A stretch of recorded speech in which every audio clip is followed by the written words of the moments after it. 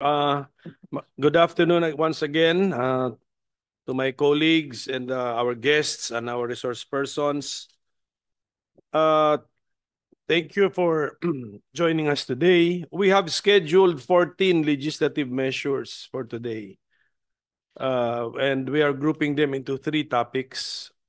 One would be the measures on granting fiscal autonomy to the judicial department, and then measures, around 10 measures granting Filipino citizenship, and then a resolution about the phenomenon or the allegation that some entities or establishment sports leagues are treating naturalized Filipinos as if they were still foreigners. So I think that's the essence of the resolution. That is what we're going to hear on the third part.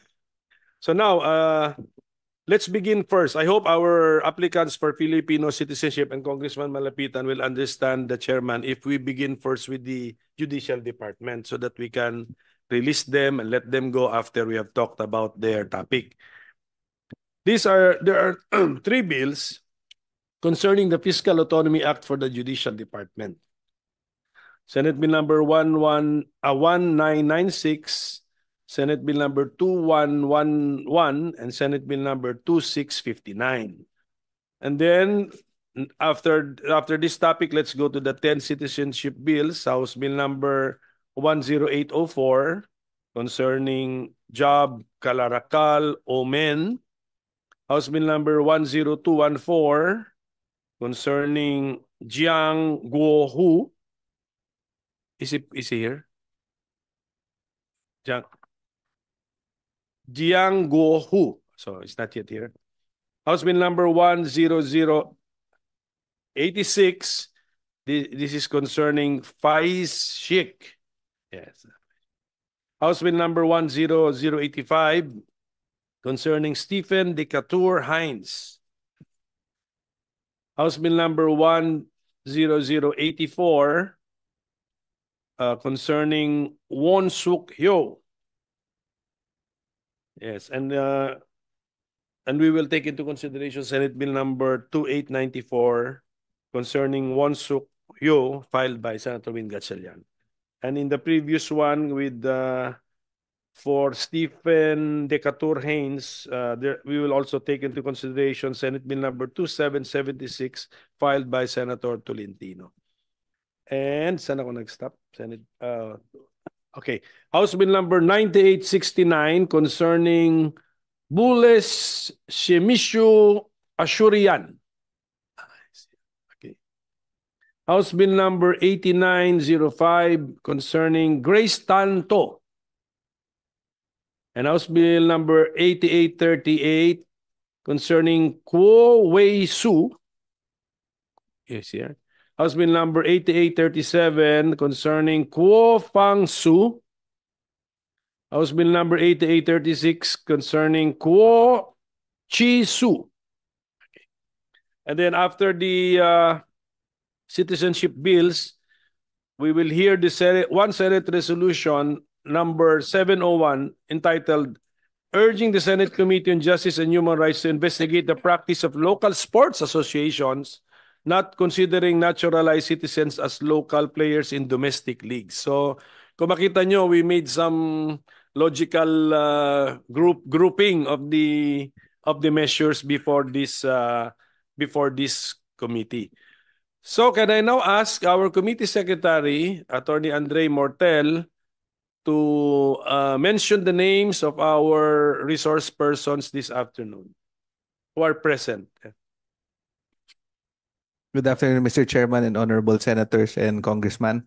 Mapagpalang umaga mapagpalang hapon sa ating lahat. Again, your honor, from the Office of the Court Administrator, we have Honorable Justice Raul Villanueva. From the Department of Budget and Management, we have Attorney Trisha Baraan, and with her is Ms. Merica Joanna de la Peña. From the Commission on Audit, we have Supervising Auditor Ms. Cynthia Ferrer. From the Department of Foreign Affairs, we have From the Office of Consular Affairs, Ms. Visa Supervisor Angelina Sugkang. From the Bureau of Immigration, we have Attorney Charlene May Kalingasan. From the Department of Justice, we have State Counsel Attorney Dave Florence Fatalia. From the Philippine National Police, we have Police Captain Rizalin Lagmay. With her is Police Lieutenant Colonel Catalino Gadia Jr. and Police Captain Ninon Padernal. From the Office of the Solicitor General, we have State Solicitor Attorney Dexter Matias, and with him is Attorney Jessa Austria Calderon and Attorney Cesar Agustin Mindaro.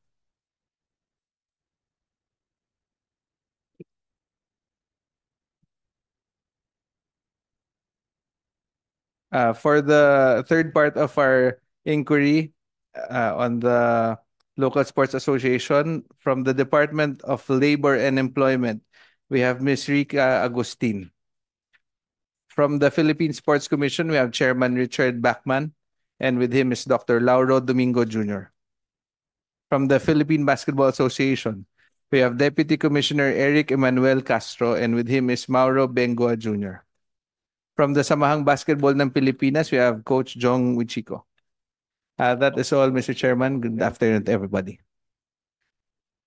Okay, so thank you, Attorney Andre Mortel. So let's now go to our first three bills concerning the Fiscal Autonomy Act for the Judicial Department. Okay, so maybe we can hear from the position of the Office of the Court Administrator. Honorable Raul Villanueva is here with us. Are you ready, sir? Nakadaanan niyo yung tatlong bills? Sige. Yes. Thank you. Go ahead, sir. Mayong hapon, Your Honor. Good afternoon to everyone. We say in Ilocano na yung bag namin alam yung hapon nga pada-pada. Thank you, Your Honors, to the honorable members of this Committee on Justice and Human Rights for setting this hearing on the three almost similar bills on the fiscal autonomy of the judicial branch of government. We note, Your Honors, that practically all the provisions pertaining to the three proposed measures are almost similar, except for one item in the proposed bill from Senator Bongo, wherein insofar as prohibiting local government unit support to our courts are concerned, there is no mention in his bill regarding it. What in the bills of proposed bills of Senator Subiri and Senator Rafi Tulfo, these are specifically provided for. May I just inform Your Honors, the Honorable Chair of this committee, that in the House of Representatives, there are counterpart bills regarding the fiscal autonomy of the Philippine judiciary. In fact, there is already a substitute bill in the House insofar as their own version of this particular bill is concerned, sponsored by former President Gloria Macapagal Arroyo, the chairman of the Committee on Justice in the House of Representatives, Juliet Marie De Leon Ferrer, the chairperson of the Committee on Appropriations, Elisa Dico, and the other members of the various committee of the House or chairpersons of different committees, Congressman Joey Sarti Salceda and Loreto Acharon. Insofar as this bill is concerned, Your Honors, it essentially proposes recognition of the fiscal autonomy of the Supreme Court. It provides, among others, authority on the part of the judiciary when it comes to the preparation of the budget, that it can submit its proposal to the DBM, but the DBM will, as proposed, Your Honors, and during the discussions in the House, will just include the amounts proposed by the Supreme Court for the entire judiciary and included in the National Expenditure Program for deliberation before first in the House of Representatives, then in the Senate. Likewise, it also makes mention of an authority on the part of the Chief Justice of the Supreme Court to of